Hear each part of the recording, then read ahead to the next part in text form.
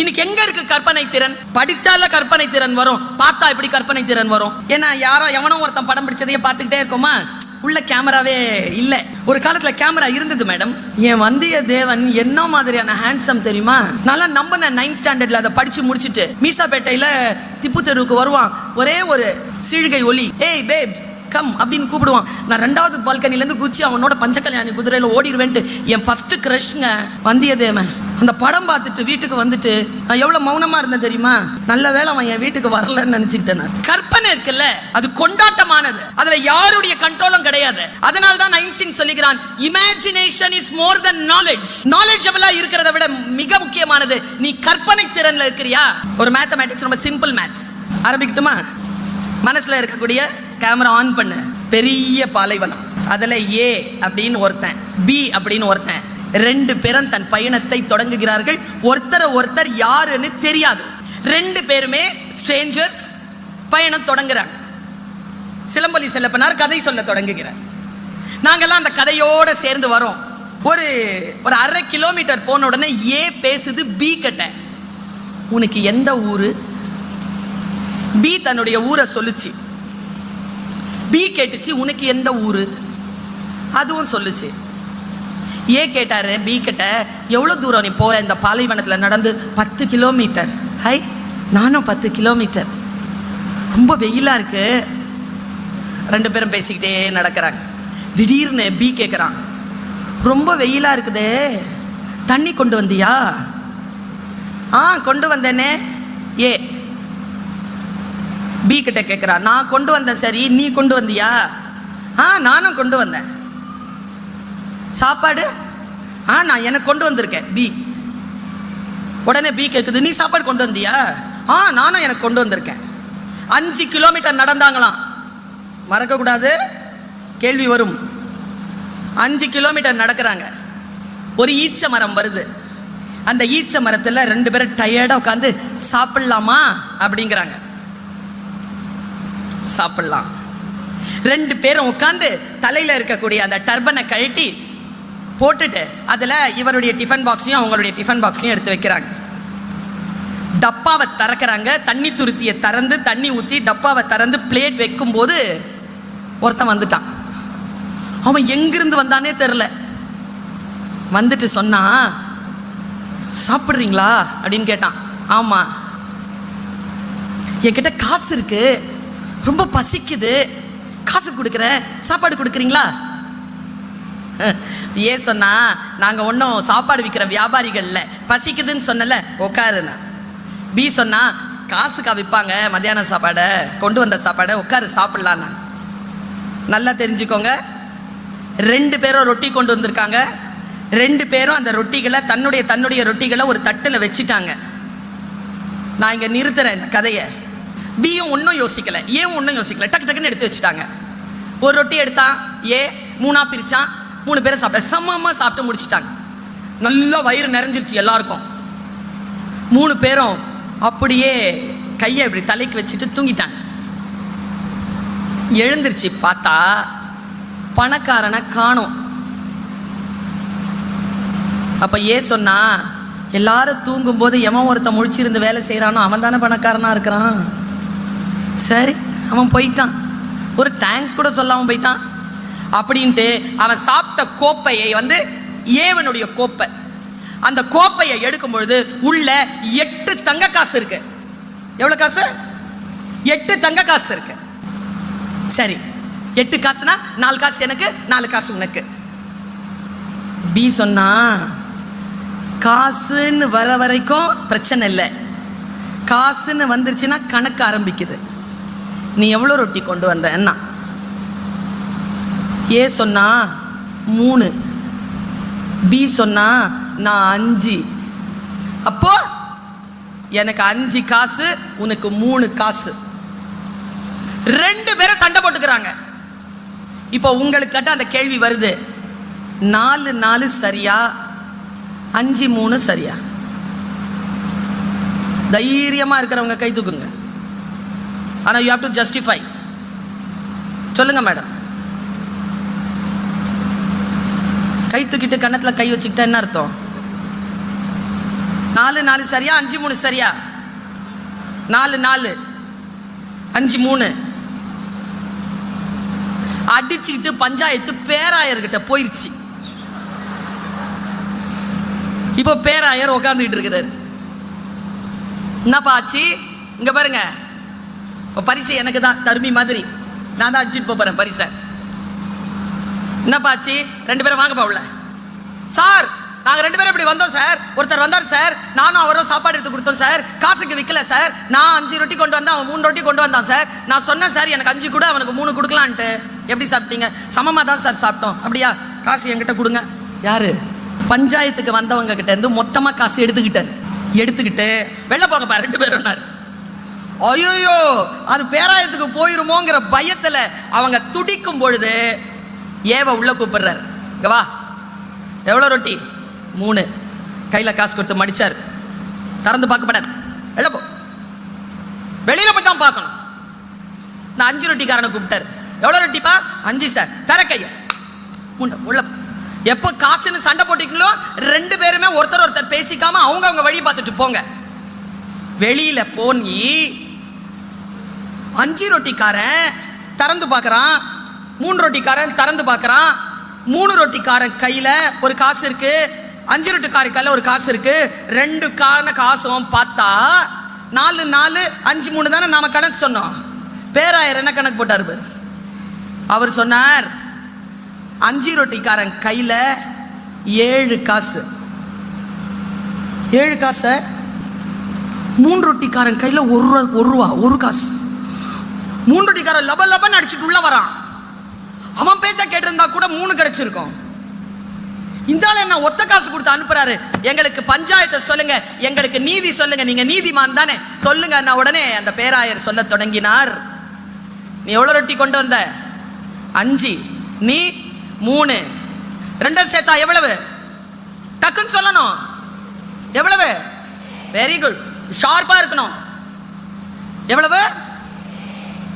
1 ரொட்டியில எத்தனை பங்கு போட்டாங்க? மொத்த ரொட்டியில 3 போட்டா மொத்தம் எவ்வளவு துண்டு?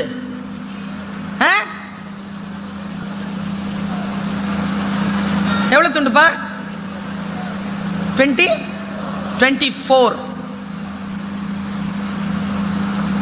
ஆளுக்கு எவ்வளவு சாப்பிட்டுருக்காங்க?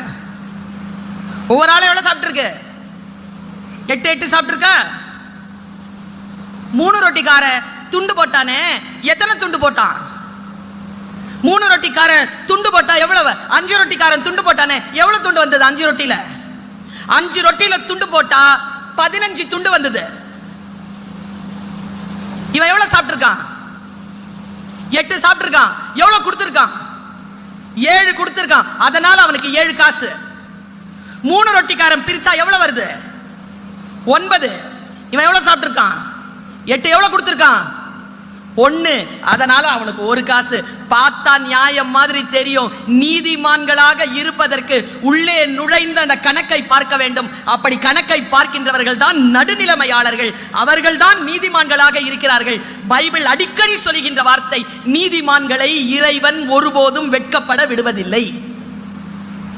நீதிமான்கள் ஒருபோதும் தோற்பதில்லை. உனக்கு ஒரு நியாயம், எனக்கு ஒரு நியாயம். நியாயம் வேறுபடலாம், நீதி வேறுபடாது. நீதி அனைத்து உயிர்களுக்கும் ஒன்றுதான் என்று சொல்லக்கூடிய பிறப்புக்கும் எல்லா உயிர்க்கும் என்கின்ற அற்புதமான அந்த சொல்லில் வைத்துக்கொண்டு நாம் சிந்திக்க வேண்டும் என்றால், என் குழந்தைகளே, பெற்றோர்களே, ஆசிரியர்களே, கல்வி என்பதுதான் நம் மம்மர் அறுக்கும் மருந்து. நான் பல மீட்டிங்ல சொல்லியிருக்கேன். யார் அழகு தெரியுமா? யார் என்ன வார்த்தை சொன்னாலும் புரியுதா, அவதான் அழகி, அவன் தான் அழகன். மற்றவங்க புரிஞ்சுக்கிற மாதிரி நல்ல வார்த்தைகளை கரெக்டான டோன்ல சொல்ல தெரியுதா, நீ பேரழகி. அது நல்லா வாசிக்கிறது அப்படிங்கிறது என்னங்க அர்த்தம் இருக்கு? அதுக்கு என்ன அர்த்தம்? ஒருத்தங்க ஒரு வார்த்தை சொல்றாங்கன்னா அந்த வார்த்தைக்குள்ள இருக்கக்கூடிய பொருளோடு உன்னை பொருத்தி கொள்வது, அதற்கு பேர் தான் கல்வி. ஒரு விஷயம் சொல்லப்படுதா, உன்னை அதுக்குள்ள எடுத்து பொருத்திக்கிறது, அதற்கு பேர் தான் அண்டர்ஸ்டாண்டிங்.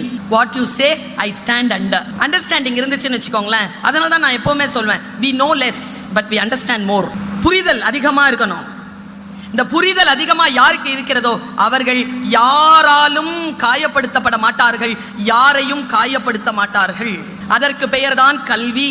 எது கல்வி தெரியுமா? உலகத்தில் எந்த வாய்ப்புகள் உங்களுக்கு வந்தாலும் அந்த வாய்ப்புகளுக்காக கல்வியை மட்டும் கைவிட்டு விடாது.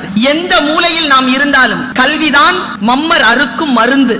குஞ்சி அழகும் கொடுந்தானை கோட்டழகும் மஞ்சள் அழகும் அழகல்ல, நெஞ்சகத்து நல்லேம் யாம் எனும் நடுவு நிலைமையால் வரும் கல்வி அழகே அழகு என்கிறார் நாலடியார். கல்விதான் அழகு. கல்வியை பெற்றுக்கொண்டால் என்னெல்லாம் நடக்கும் என்று பேசுகிறது சங்கத்தமிழ். புறநானூற்றிலே இப்படி ஒரு ஸ்டேட்மெண்ட் கொடுக்கிறான்.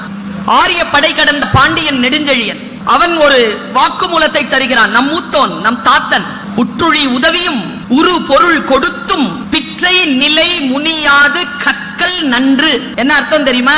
நீ கஷ்டப்படும் பொழுது, நீ இல்ல ஆசிரியர்கள் கஷ்டப்படும் பொழுது அவர்களுக்கு உதவி செய்தும். இங்க நான் நிறுத்துறேன். நாங்கெல்லாம் ஸ்கூல்ல படிக்கும் போது, காலேஜ்ல படிக்கும் போது மெயின் கேட்ல டீச்சர்ஸ் வந்தாங்கன்னு வச்சுக்கோங்களேன், அவங்க கையில பேப்பர் கட்டும் கஞ்சி கலையமும் இருக்கும், சாப்பாடு கூடையும் பேப்பர் கட்டும் இருக்கும். ஓடி போய் அதை நம்ம வாங்கிப்போம்.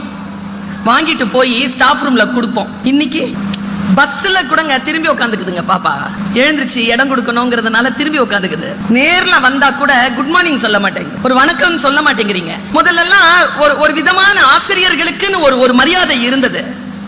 எங்க போச்சு அந்த மரியாதைன்னு நான் இன்னைக்கு கேட்கிறேன். ஆசிரியர்களுக்கான மரியாதை, அந்த மரியாதை ஆசிரியர்களை உயர்வுபடுத்துவதற்காக அல்ல, கற்கின்ற நிலையில் இருக்கக்கூடிய ஒரு மாணவனுடைய உயர்வுக்காகத்தான் அந்த பணிவை தவிர, அந்த பணிவை வாங்கிக் கொள்வதனால் ஆசிரியர்களுக்கு ஒரு பெருமையும் வந்துவிட போவதில்லை. நீ கஷ்டப்பட்ட காசை உங்களுக்கு கொடுக்கணுமா?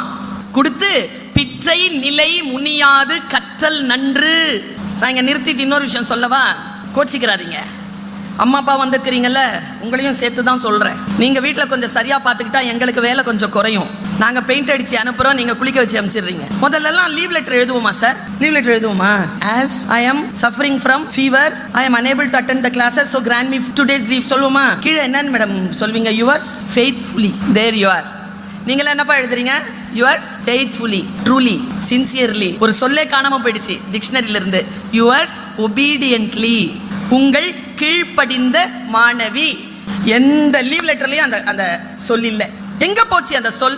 நான் கேட்டேன், ஏன்பா எழுத மாட்டேங்கிற? முன்னால ஐ வரணுமா ஈ வரணுமான்னு பிரச்சனையா இருக்கு மேடம். ட்ரூலின்னு எழுதுனா பிரச்சனை இல்லாம இருக்கு மேடம். எவ்வளவு ட்ரூவா இருக்கிறோமோ அவ்வளவு எள்ளு போட்டுக்கிறோம் மேடம். எங்க போச்சு பணிவு? உற்றுடி உதவியும் உருபொருள் கொடுத்தும் பிற்றை நிலை முனியாது கற்றல் நன்று. ஏன் தெரியுமா? ஒரு தாய் வயிற்றில் பிறந்தோர் உள்ளும் கற்றோரின் பால் தாயும் மனம் திரியும். அரசும் கூட மூத்தோன் வருக என்றாது கற்றவரின் பால் அரசும் செல்லும். ரொம்ப முக்கியமான ஸ்டேட்மெண்ட் கடைசியா சொல்றான். வேற்றுமை தெரிந்த நாள் பால் உள்ளும் ஜாதி, வேற்றுமை தெரிந்த நாள் பால் உள்ளும் கீழ்பால் ஒருவன் கற்கின் மேல் பால் ஒருவன் அவன் கண் படுமே.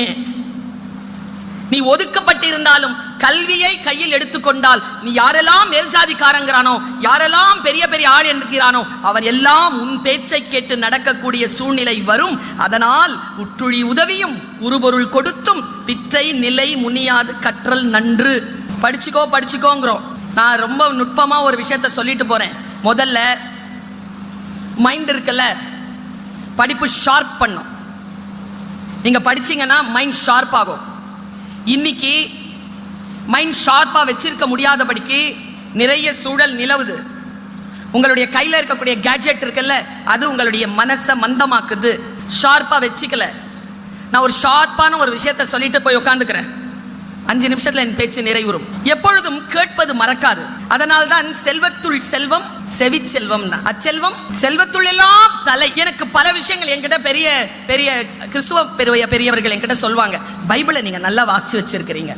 அந்த டெப்தான விஷயங்கள் இருக்குல்ல, ஒரு ஸ்டேட்மெண்ட் கொடுக்கும் பொழுது அந்த ஸ்டேட்மெண்ட் உங்களுக்கு புரியுதா? there you win. மேத்ஸை பார்த்து பயப்படாதீங்க, அது டீச்சருங்க செய்யற கோளாறு மேடம். சில பேர் அந்த மாதிரி ரொம்ப கடுமையான டீச்சரா இரு உன்னை மேத்ஸ் கிளாஸ்ல கொண்டு போய் விடுறேன்னா, அடிப்படையில் நான் என்னுடைய ஆழ் மனதில் பெருமை கொள்ளுகின்ற கர்வம் கொள்ளுகின்ற ஒன்று, நான் ஆசிரியராக இருப்பதும் நான் கல்வி கற்று இருப்பதும் தான். கல்வியாளருக்கு சென்ற இடமெல்லாம் சிறப்பு என்று சொல்வார்கள். ஏன் கல்வி அவ்வளவு முக்கியம் என்று நான் யோசித்து பார்க்கிறேன். பிற்படுத்தப்பட்ட, மிகவும் பிற்படுத்தப்பட்ட, தாழ்த்தப்பட்ட, ஒதுக்கப்பட்ட, விளிம்பு நிலையில் இருக்கக்கூடிய வறுமையின் கோர பசியின் அந்த ருசியை அறிந்த ஒரு குடும்பத்திலிருந்து வரக்கூடிய பெண் நான்.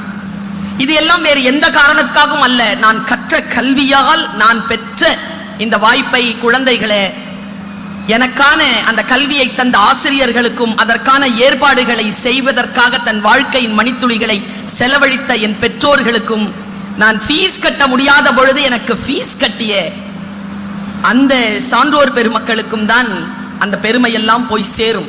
தேர்விலே தேர்ச்சி பெறுவதற்காகத்தான் இலக்கியங்களை எல்லாம் ஒரு காலத்தில் படித்தேன். அதற்கு பிறகு உங்களிடத்தில் கைத்தட்டல் வாங்குவதற்காக படித்தேன். ஆனால் இப்பொழுதெல்லாம் கண்களிலே கண்ணீர் துளி தழும்பாமல் என்னால் எந்த இலக்கியத்தையும் எந்த புத்தகத்தையும் வாசித்து விட முடிவதில்லை. ஏனென்றால் அது அடுத்தவர்களுக்கு சொல்லுவதற்கான சொல்லல்ல, என் ஆன்மாவை சுத்தப்படுத்திக் கொள்வதற்காக எனக்கு இயற்கை அளித்திருக்கக்கூடிய வரம் என்று நான் புரிந்து கொள்ள தொடங்கிய அந்த வினாடியிலிருந்து என் புகழ் இன்னும் இன்னும் அதிகரிக்க தொடங்கியது. மிக நுட்பமான ஒரு வார்த்தையை நான் இப்பொழுது சொல்ல போகிறேன். டீச்சர்ஸ் கிட்ட சொல்ற ஒரு விஷயம், படித்த ஆசிரியர்களிடம் நாங்கள் பிள்ளைகளை ஒப்படைக்க விரும்புவதில்லை, படிக்கின்ற ஆசிரியர்களிடத்தில் எங்கள் பிள்ளைகளை ஒப்படைக்க விரும்புகிறோம். படித்துக்கொண்டே இருங்கள், நீங்கள் படிக்க படிக்க எங்கள் பிள்ளைகள் வளர்வார்கள். பெற்றோர்களே, குழந்தைகளை கண்காணியுங்கள்.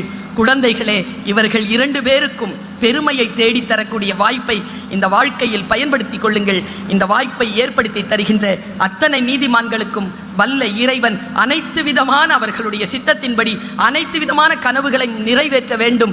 இந்த கல்வி நிறுவனம் இன்னும் இன்னுமாய் உயர்ந்து 1000 ஆண்டுகளுக்கு மேலாக இந்த பூமியில் கல்வியை பரப்ப வேண்டும் என்கின்ற என்னுடைய இறை வேட்கையை வாழ்த்தாக உங்கள் அத்துணை பேருக்கும் சொல்லி, இந்த நல்ல வாய்ப்பை ஏற்படுத்தி தந்த அத்துணை சான்றோர்களுக்கும் நன்றி சொல்லி இடம் சார்கிறேன்.